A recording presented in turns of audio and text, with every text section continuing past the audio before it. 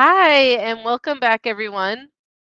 We are getting towards the end of day one, but we've got a really great finishing session here. I'm very excited to introduce Brittany Corners. Brittany is the VP of Marketing at Burnalong, and Burnalong is also one of our partners on this event.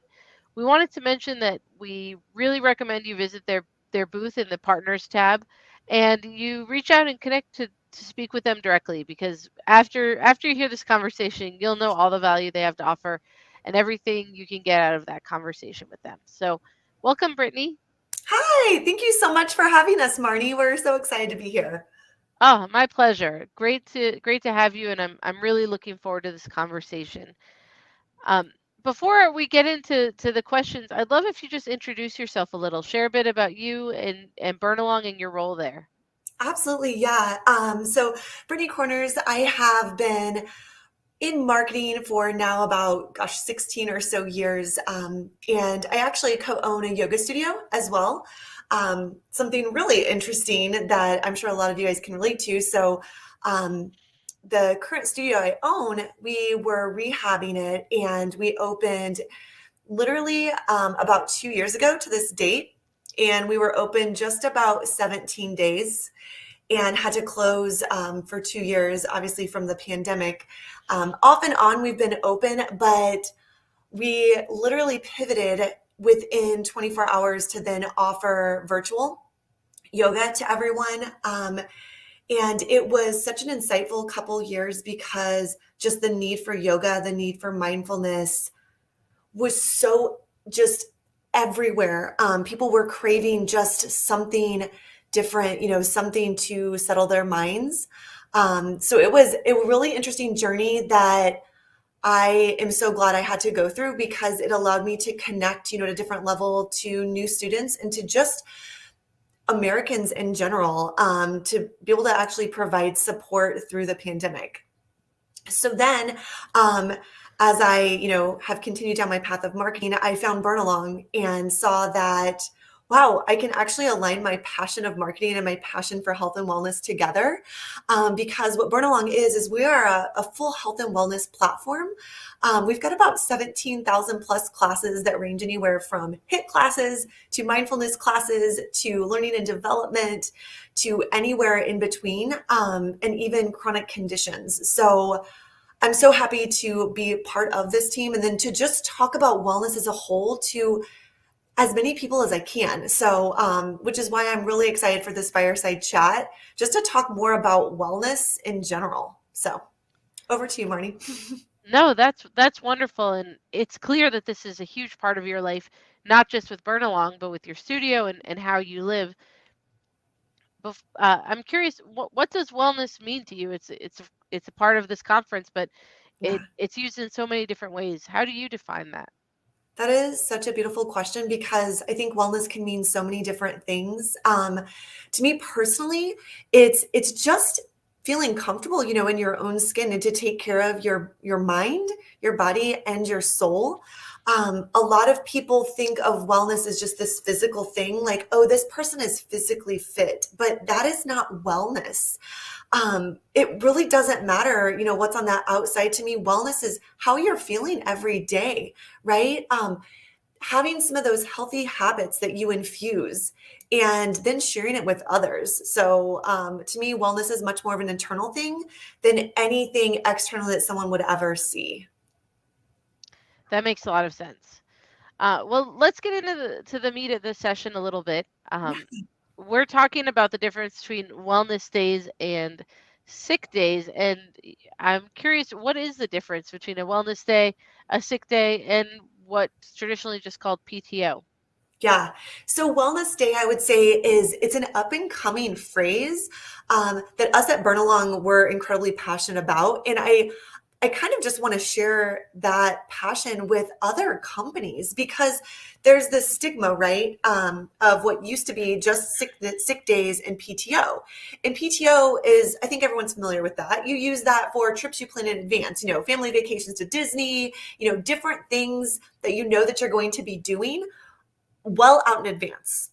And then the sick day is more so, hey, you wake up and you don't feel well, so you're going to take a sick day. But what about this other option, like the third door that might be what I would dispute as the most important door, which are wellness days. And we're really actually trying to make a movement around this of kind of turning sick days around to why not start taking care of yourself before you even get sick? And we actually just moved into offering 12 wellness days a year. For employees, we did have 5, and we've been testing it out. And really, what this wellness day means is, say on Friday, I want to go to a yoga retreat, and this is true story. I'm going to, so I'm going to take a wellness day. I'm not sick. It kind of happened somewhat last minute, but I'm going to go there and I'm going to feed my soul. And what we do at Burnalong, and I encourage any employer to do, that's why we really wanted to join this call, is post about it then, share on LinkedIn, like, I'm going to take a picture and just acknowledge the fact that, hey, I'm taking this wellness day for me. I'm not sick. And guess what? My company is supporting that. And oh my gosh, the past 2 years, a lot of people have been dealing with burnout, right? But how many times do people take a sick day? They're like, but they're not actually sick, right? And if they do, are people looking at them? They're like, well, they don't sound like they're sick, right? And do you really want to take your planned PTO for this wellness day? So I think it's a really interesting new perk and just new offering that employees can start to shift to, and just offer this in addition to PTO. And individuals that truly are sick, why not have a wellness day? I could go on forever, but I know we have a few more questions. No, And absolutely. I'm oh, go curious, ahead. you said you had such good results from 5 wellness days that you've gone up to 12 wellness days. Yeah. What do results look like in this case? Yeah. What are the benefits that you're seeing? So that's also a great question. So benefits are, we're not seeing as many folks, on that burnout path, right? But we noticed that, 5 days probably isn't enough. So like, let's offer more. So we were getting very positive feedback around multiple things. One, hey, thank you leadership for supporting this. We have 2 CEOs, and they're truly offering this. And it's something that every one of us are taking advantage of. And we're not having, just one certain group that's doing it. All departments are really taking on that initiative, and we're talking about it. Every Monday and Friday, either on Monday, we talk about the weekend we had, and then on Friday, we talk about the weekend we're going to have. So in those casual conversations, people said, what, I took a wellness day on Friday, and I was able to take my daughter to the zoo. And it wasn't packed, and we were able to have that one-on-one time, right? Or maybe on Monday, I was able to take a day just for me, and I went to the spa, right? So from those conversations, we're like, oh my gosh, 5 days is not enough. We're just kind of starting to get there. So why not have one every month, or however they want to use it, but it can be sporadic and it doesn't have to be this planned thing. And then from that, people are genuinely starting to seem happier, right? Like, and they're talking about their wellness days that they're taking. And again, 5 days is not going to be the end all be all, but it's one more thing that companies can do, to support this, especially with everybody working from home. Can you talk about, how do you get people to take these days, and why some employees might not want to take a sick day, and how wellness days maybe help with that? Yeah. So there's like this stigma, right, around sick days. And a lot of people take sick days because they are physically ill, right? Again, like kind of going to that physical. But what if they're completely exhausted? But people still don't take those sick days for it. So what if we could insert this opportunity for wellness days where maybe by Thursday, you're just tired, right? And that's really your one comment is, I'm just tired. Guess what? Take a wellness day and recharge. Maybe you just need to sleep, and you are enjoying a wellness day because you slept in and you took a nap and read a book, right? That's the encouragement that we want. Honestly, all companies to participate in. And again, I think that when people are working from home, it may seem like it's an easier gig, but you don't have that separation. And to be able to have that door shut on a Friday or Monday and know that you are taking this day for you, I think is incredible. And it looks like we do have a couple questions, so I can field those if that's okay, Marnie. I can hit those up. Yeah, absolutely. Yeah. Let's see. So it says sick days can have a stigma with them or employees can feel guilty about. Yes. Um, so then the question is, what are the biggest areas we need to tap into? We're just starting on a firm's wellness journey. These are like such to my heart questions.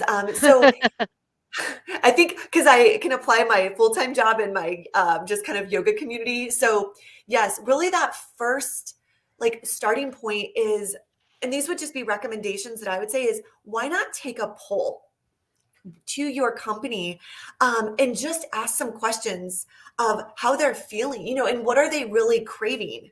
Are they looking for something for a wellness day, and describing what a wellness day is, and where are you on the spectrum of burnout, right? Like getting a pulse specifically from your employees to me would be the first step, because you don't want to make assumptions on how they're feeling, right? And then you can actually make a plan in place for them. At Burnalong, we do something similar. As soon as we enroll a client, and this is not a sales pitch at all, guys, just an FYI, I'm in marketing, so I'm all about messaging. But things that we do, just to answer that question, we definitely check in, what are your company goals? Because maybe the first step is people aren't, they don't even know what to do when to start eating right? And maybe it is just drinking a water challenge to kick things off, right? That's why I like to learn a little bit more about, how that company is as a whole. So then we can start to kind of make some custom just goals for them or challenges. And maybe it's that simple step challenge, or maybe it's community. It's weekly, they're getting just an uplifting quote or note, right? There's so many different things that you can do just to kick off, but I would start very slow, right? And getting that pulse from your community. And then maybe once a month you have an initiative that you do. And then you continually get feedback from them, because at the end of the day, you gotta really close that loop and make sure that the actions you're taking are something that they truly value, because we never want to assume, right? No matter what, that people are, just living the dream and they're loving everything they're doing. But if you can learn from them and then continue to pivot and then know that their voices are heard, yeah, like that's where you can start to build the culture and that community and just that wellness journey. And then I think someone else asked just how many wellness days are given each year. So we offer 12. We were at 5. I think it's something to invite conversation, with each of your firms. What can we start with? And I really truly say, don't just offer it, but make sure that your leadership team is practicing what you're preaching, because like you all know, you could say, hey, we're offering this, but if the leadership isn't talking about it and isn't taking it, then the rest of those associates are going to be scared or nervous. And that's just the stigma that's out there. So, having the CEO or just some of the leadership team snapping pictures, they're on a run and talking about it. I'm going to go off topic a little bit, which typically happens, Marnie, but I think this, as you guys are asking questions, I think this is important. But you said, what's some other things that you can do to start tapping into, the firm's wellness journey?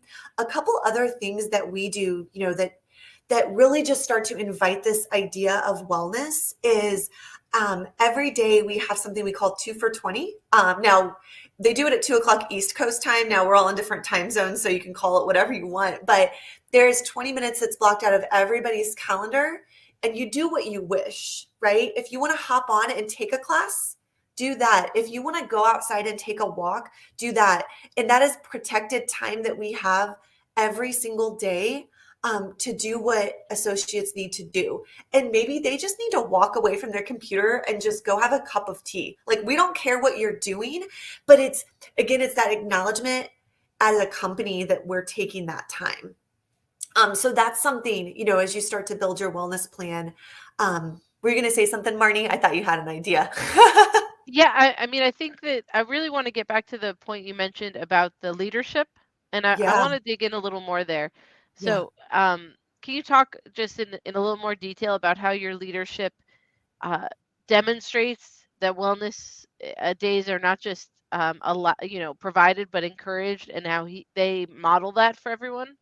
Yeah. So this is a really great question too. So on Mondays and Fridays, I think I told you we've got those just kind of all company meetings, and that's led by our CEOs. So they're building this culture of openness. So when right now our company is too large to just be in one group, so we'll do these breakout sessions and them along with associates are saying what they did that weekend and what they're planning to do maybe the following weekend or what they're doing with their family. So it makes like we're all on the same playing field, right?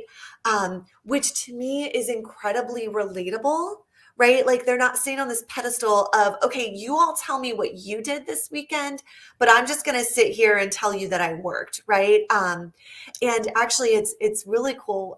One of our CEOs, he's expecting a baby soon, right? So he's going to be taking some wellness days, and that's going to be his protected time. We are already preparing for that. It's going to be in early March, which is awesome, but we are absolutely going to take time, we are all going to step up and support him for the wellness days that he's going to be taking so he can spend even extra time, with his family during that. And then our other CEO, he is always on the run. Most everyone, has some type of family, whether it's just a significant other or a four-legged friend. And he is always planning for, what's the next thing that they're doing, and sharing those personal experiences that they are taking. So I think it's that relatability is the biggest thing.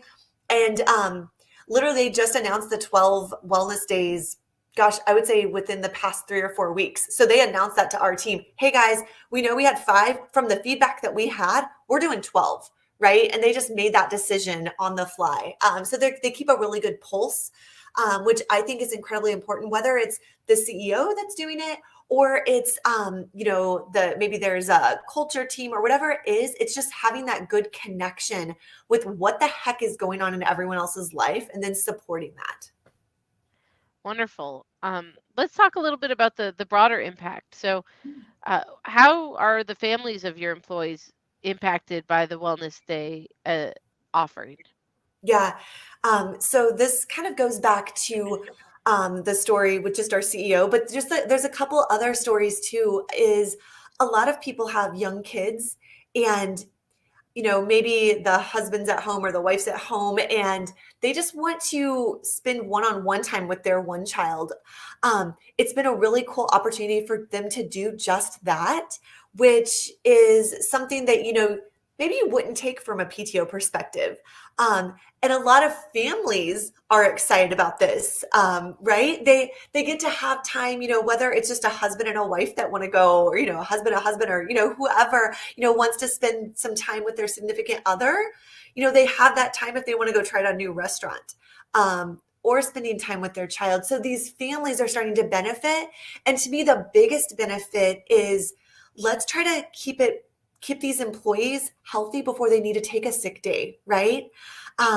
So we're trying to not only balance the work life, but that family life, because you can get burnt out very easily in your job, which that's obviously going to roll into your family life. So we're trying to just have these times where associates can have to protect their family time and, be able to be fresh and ready for work. So it's really just a full circle. It's so common when it comes to PTO or sick days or wellness days that employees know they have this benefit, but they feel like they can never take it just because of workload, Yeah. deadlines, and or perhaps they're simply someone who struggles with a sense of inadequacy or discomfort with that entitlement to their own time. How do Yeah. you help give give those folks the encouragement to take the time and make sure that it's really possible for them to do it without failing at their jobs in one way or another? Oh, yes. So I would say this is something I work on just specifically with my team as a whole is we are one team, right? And just for anybody that is leading teams, I think this is a really valuable thing. And I'm not the end all be all master of this, but things that I have learned as I've led teams throughout the year is talking to them about it, what's going on in your workload and knowing, hey, you're not carrying the weight of the entire company on your shoulders. We're here to support you, right? And take that time. And something also that is really important is that I say a lot, and we can't say it in every business, but we are not completely saving an individual's life every day, right? Now at Burnalong, I feel like sometimes we are, but like no one is bleeding, right? We're like, take advantage of that particular job that you have that like, it's going to be there when you get back. But it's something you have to continue to conversate in your meetings with your associates, right? Because everyone is so nervous. And because you're working from home, you feel like you have to show up more, right? Because they don't see you in the office. So you feel like you need to send all of those emails. But having open and honest communication with all of your associates to me is a key step, and making sure that they have that option to take off and that you just continually talk about it. I talk about it, I would say at least once a week to my team. I'm like, how's everybody doing? What's our pulse check? How are we feeling? And I think we forget to ask that a lot. But you know what? Something I've also learned is typically the work itself is easy, but everything else that's going on, just the lack of sometimes communication that's going on, and the fear that people might have and not taking off and they're burning themselves out, that's the stuff that's hard. So making sure that you're opening up that communication with your team is, to me, I would say number one priority. Sorry, I'm passionate about that question clearly as well. No, you're clearly passionate about wellness, and that's Yeah. why it's such great content for this event. Um, I want to talk about Burnalong a little bit and what services you offer to help other organizations achieve goals like incorporating wellness days or improving employee wellness. What's the role of Burnalong in supporting a whole employee wellness approach? Yeah. So we've learned a lot, just about a lot of different employers as we've continued to grow as a company, right? So, yes, we are an online wellness platform. Absolutely, right? You can log in and so can your associates. They can take whatever classes. But what we've learned more is making sure that, each employee has a plan in place. So I see us not only as offering a platform, but like consulting in a way, just because we have had so many conversations with these employees. Like we are learning so much about behavior of just employers in general or firms, of just the way that they're functioning. So we like to, and I think I alluded to this early in the conversation, is have that initial conversation. It's almost, for lack of better words, kind of like an assessment, like getting a pulse check of how the associates are doing, and for us to kind of guide the companies along the way, because just because you have this platform that you offer to associates, that's not the end all be all. So what we've learned is starting to offer these different challenges and observations. So we kind of have this built-in marketing and culture plan that firms can just take away, because you're like, cool, that's great, you guys give us this platform, but what do I do now? So what we've done is really continue to create this kind of integrated program that we say, okay, hey, here for the rest of this year, these are the themes and observances that we're going to be celebrating.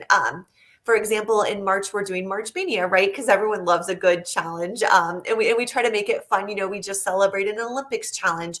And so we give all that material to the firms, to the employers, so that they can share that out.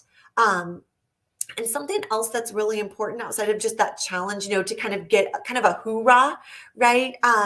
It's having those observances. So we try to celebrate something each month, whether it's mental health awareness or it's diabetes month, because here's the thing. Maybe 15 or so % of Americans are hitting the gym or, whatever it might be. We're not necessarily focusing on those folks, because that's great. Like they've got a plan in place. But what about the 85% or so of individuals that are just trying to figure out a wellness path, that's who we're trying to focus on. And that's what I think is really cool about just, and not just Burnalong, about anyone that's starting, any employer or firm that is trying to build a wellness strategy. It's starting small, right? So it doesn't mean you have to go take a HIT class. Why not at first take a 5 minute motivational class? I will tell you, I do that. Like, we all have our good and bad days, but like having that accessibility of, for 5 minutes just on my computer, I'm going to have someone give me a pep talk because I just got off a call and it kind of beat me down, or, whatever that is.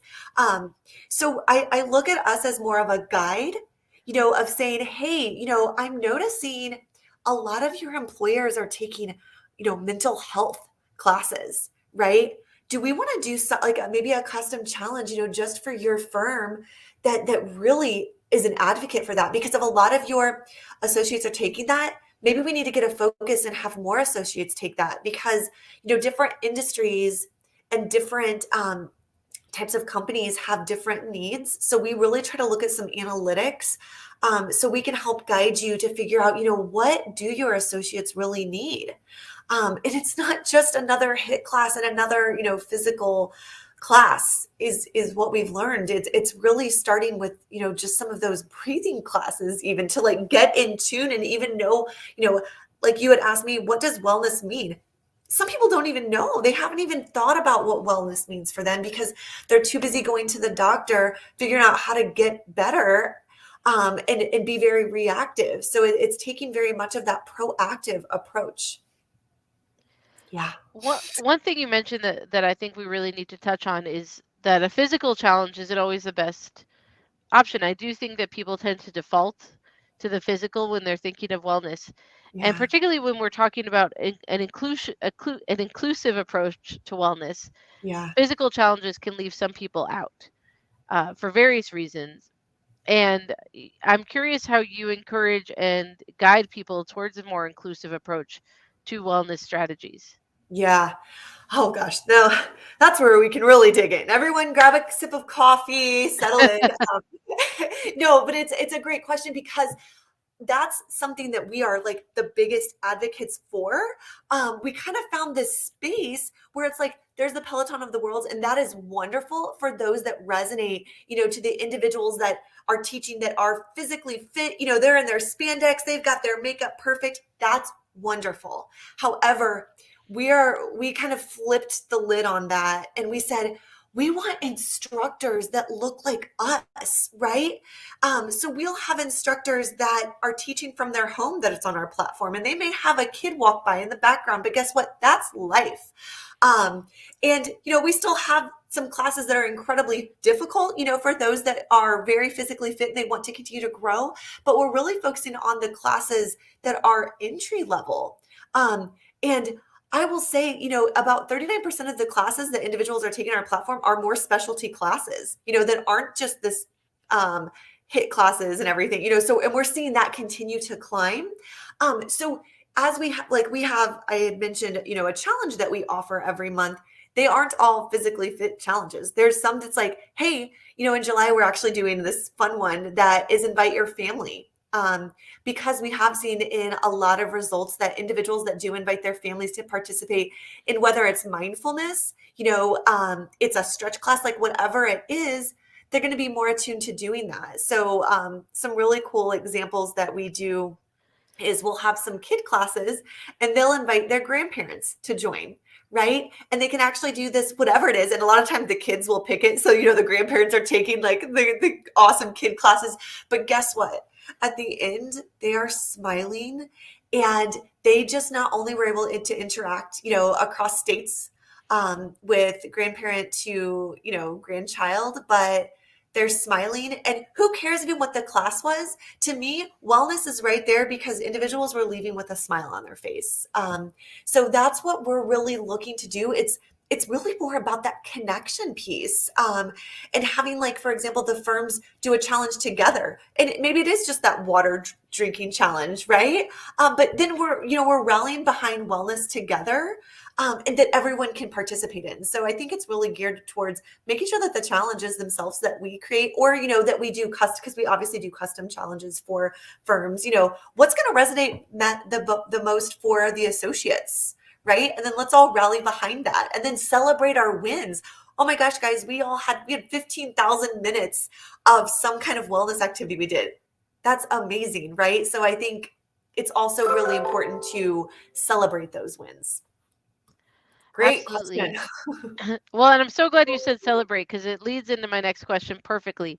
Part of the reason we're in a bit of a wellness crisis is that in the past, reinforcement has been given for especially in the legal department, the people who log the most hours, the people who never go home, the people who are eating lunch at their desk. That's been rewarded, and so part of the movement towards increased wellness is a rewards program. And by rewards, I just mean reinforcement. What makes people understand that they're being rewarded for taking care of themselves and that that's considered a win. In addition to the challenges, or maybe the challenges are just part of that, how do you and how does Burnalong help organizations change what they reinforce for employees and reward them for taking care of themselves? Yeah. So, I mean, the one thing is like easily the challenges, right? Because it's documented. But we also want to talk with you about what are some other things that we can do. So like monthly, us sending over a newsletter of just like is in the corner, have a mindfulness moment. And then there's also different things that you can do. We do have an app that can send push notifications, so there's reminders that can be custom to a particular company. Hey guys, and say everyone like loved I saw someone had liked the 2 for 20, just a reminder, have you breathed today? And it's infusing that type of conversation into your firm, right? And a lot of it is around messaging, which I'm incredibly passionate about, because most solves can be solved by communication, right? So it's working with the comms group or your culture group, and it making sure that when you have a meeting, even again, it has to come from the top down. Hey everyone, let's just take a deep breath, right? It's simple things, but it has to be built in. And that's a lot of stuff that we'll guide everyone on. It's thinking about all the things that you're doing and where can you infuse it, right? And then where can you make sure that you're celebrating that, right? Because if you're and I mean, every employer is like this, Marnie, it's, ooh, someone just sent an email at 9 p.m.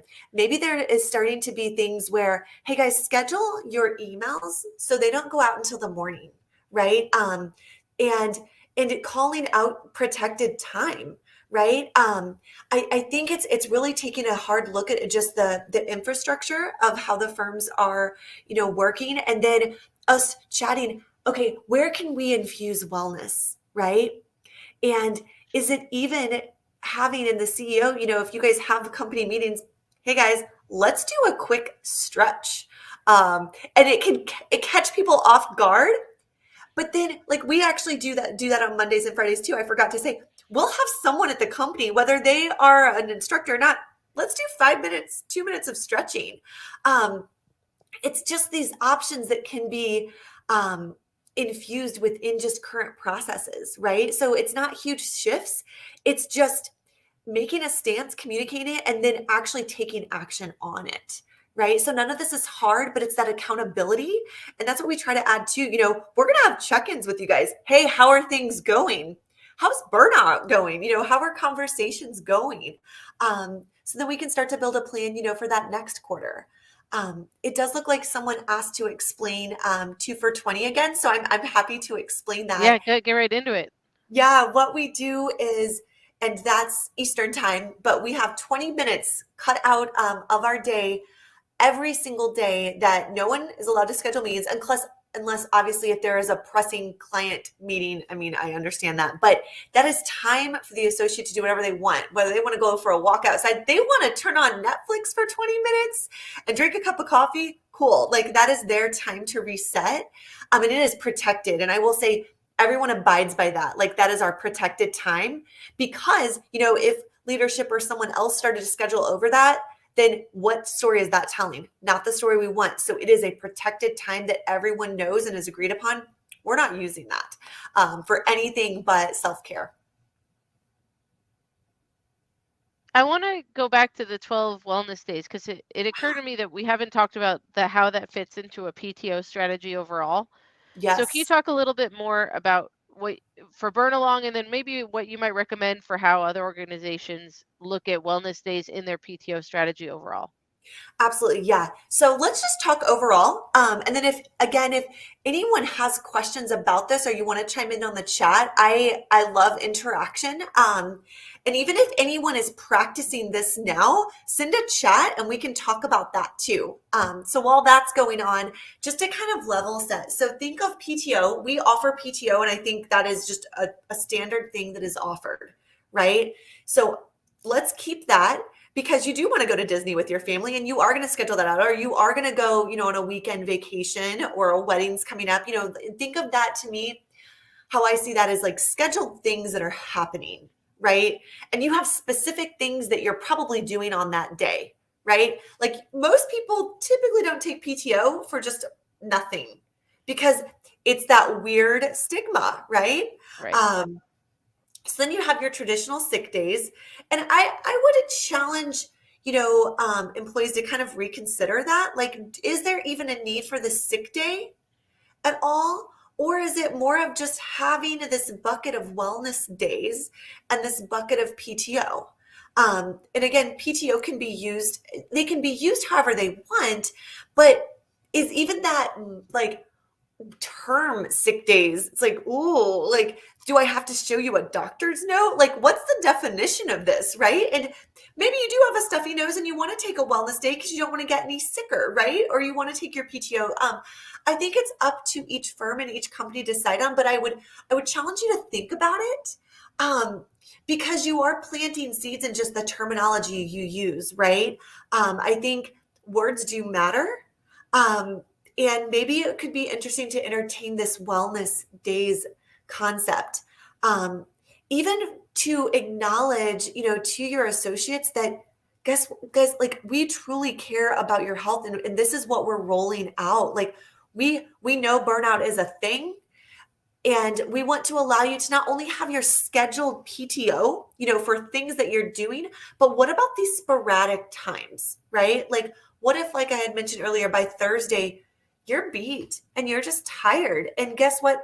Your meetings and things may not go as planned on that Friday, that you just need a wellness day. And of course, yes, you need to talk to your manager and all of the things, right? We get that. But it kind of loses that stigma of, well, is she physically ill? Is she, what's going on? Maybe you just need that time to take, or maybe you just need to be off, your laptop completely.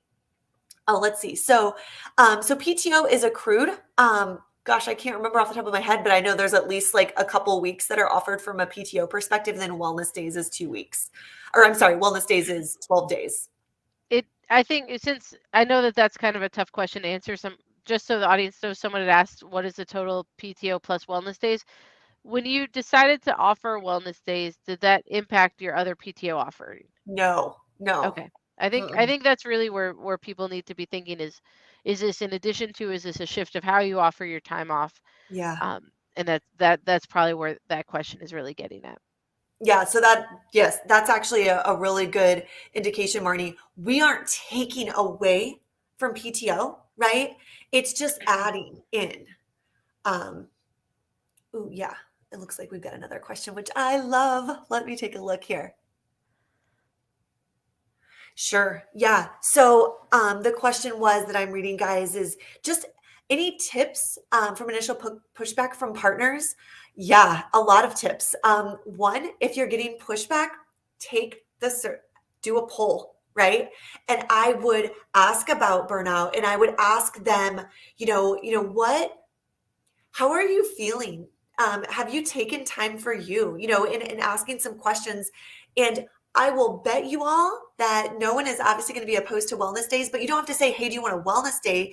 It's more so of, have you ever used PTO for a time for you specifically? Now, some people do, but on the regular, or how are you using your sick days? I think that having that feedback that you can show to the partners would be incredibly valuable. And then when you're talking to the partners in general, just pulling up the fact that, hey, individuals are working hard. I think we all know that. Um, and we need, including the partners, we need to take time for wellness. We have to. I mean, if you guys look and you just Google what is going on in mental health right now and mental wellness, everything is skyrocketing. And we as like American, as the human society, need to really take a stance. And if the first step is allowing these wellness days, then great. Then what's that next step? Gosh, I would love to chat with all of your partners. Be like, okay, here is We're the almost at situation. time, but Yeah. we got a last question. I think this is a really great way to end. So the last question was, does Burnalong offer any materials that could be passed along to firms that would help them support changes to their wellness programs? 100%. You're talking to that girl because I'm in marketing. We're the ones that create all of those PDFs and flyers. So absolutely.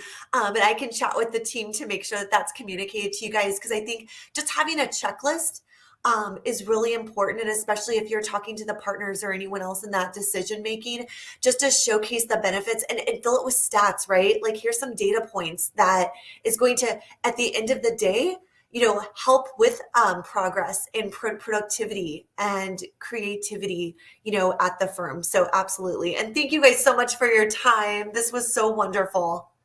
Thank you, Brittany. And I just want to remind the audience, go to the Burnalong booth. They've got special offers for access to the platform so you can see it and play with it. So do recommend going in there, contacting one of the people in the booth and getting access to that deal, because it's really super valuable. And Brittany, your enthusiasm is beautiful. Thank you for helping us end this day on such a high note with wellness. Thank you guys so much. Have a great day. And I encourage you all to take a couple breaths before you end your workday too. Thanks, Brittany. Bye, guys. All right. Well, we are going to welcome back our chair, Denise Gaskin. Hi, Denise. Hi, can you hear me all right? Yes, and I'm pulling up your slide right now. Nice. Well, hello everyone again. I'm just going to take a couple minutes to wrap us up. We're almost done. So Marnie is pulling up. I took a little bit of time to pull in all the ideas from today. So Marnie, if you want to share a copy of this with everyone, you're certainly welcome to. So just a little bit of a little mind map exercise here. I was trying to connect all of the dots for us. And so today it looks like we've been on a journey from everything from creating structure, which includes policies and systems.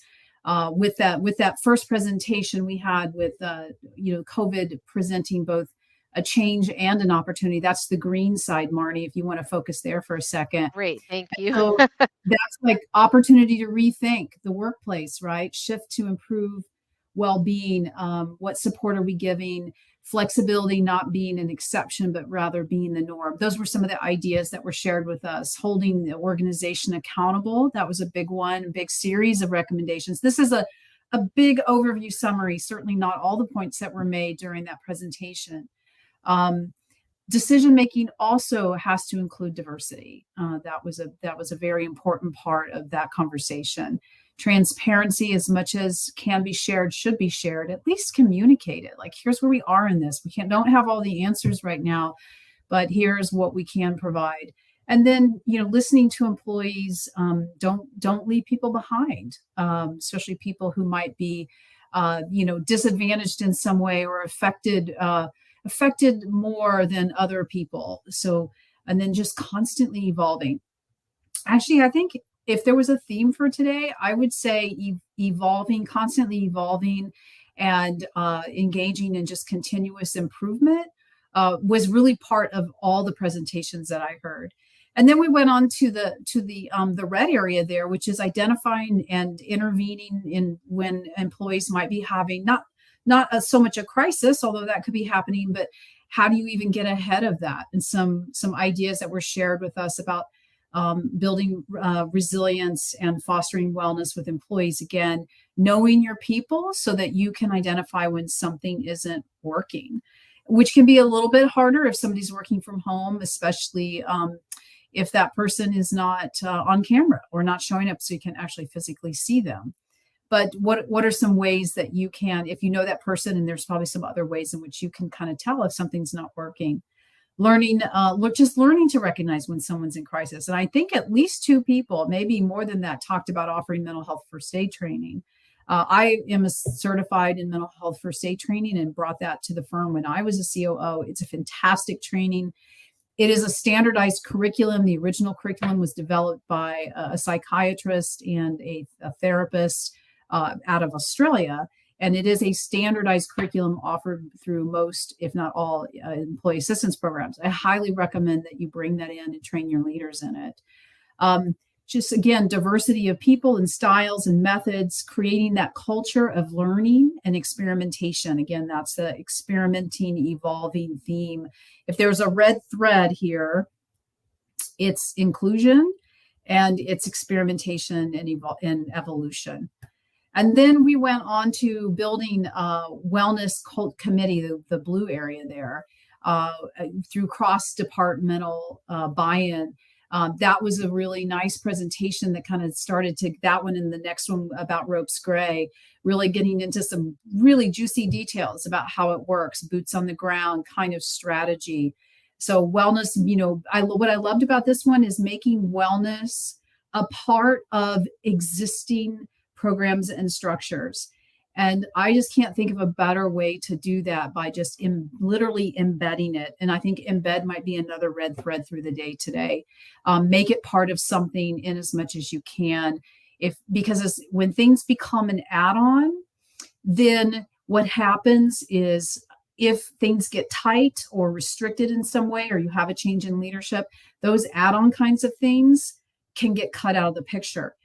When I trained and worked in wellness years ago, we used to have this saying that you want your well-being initiatives to be like the grandmother in the middle of the photo at a family reunion.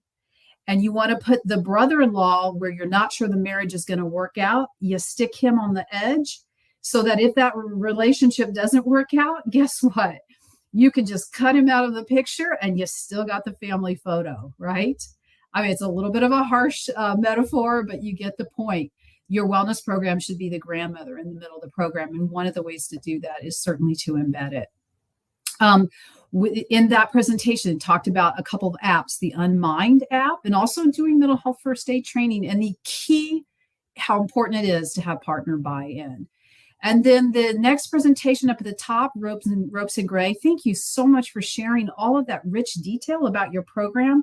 And also thank you to everyone for sharing the challenges and the things that didn't go well, because we all can learn so much from that. In fact, I would love for us to create, and I'll talk to Marnie about this, but let's create a what didn't work page, challenges we had, shifts we had to make, because I think that there's a lot of learning from that. So we can go back to our speakers and generate some of that. So I love my mind, my health, my wealth. And what I really liked here is about the stealthy ways to offer well-being. I thought that was really a kind of trickster-like, that's really, really great, kind of little Bugs Bunny move. So get messages out, multi-pronged strategy, and then, finding CLEs when you can, super important, can be hard to do, I know, but let's give people multiple ways of getting credit for doing this. And then I love the more on demand, more snackable content. And then we just ended with this great presentation about wellness days versus sick days and offering those and the benefits, and really, really tackling head on this sort of stigma about people just needing to take a break, and just the importance of offering time and time in the day, like the 2 for $20 that got a lot of attention. I don't know if you're like me, but I was, having worked in a law firm for a long time, I was thinking, my first thought was that would never work. But you know what? We often think things won't work until we at least try something, give it a try, see what happens, see what might work, or see what modification could come of it. Thank you to everyone for these great presentations today. We talked about structure, we talked about programs and elements, and all the way down to the individual things you can do on the individual level. I look forward to seeing you tomorrow. Well, thank you, Denise. What a wonderful job you did putting the day into context. And as Denise said, we will share that image with everyone as an attachment to this session so that you can access it and refer back to it, because what a great way to capture the various thoughts shared throughout the conference today. For our audience, Denise and I and Bree will be back here with you tomorrow morning for day 2. So content starts at 10:30 a.m. Eastern. The platform's open at 7 if you want to get on, visit the booths, post on the feed, chat with your fellow attendees. You've got one more day to earn those leaderboard points. And then I just want to once again thank our partners, Apollo Neuroscience, Burnalong, who you just heard from, and Headspace. We heard a little bit about the Unmind app today. If you're looking for an app that's going to help you tap into your mental well-being, Headspace is a great option. We wanted to mention that as well. So thanks again to everyone, our speakers, our attendees, Denise, and our partners for making our first day such a success. Bye, everyone. See you tomorrow. See you tomorrow.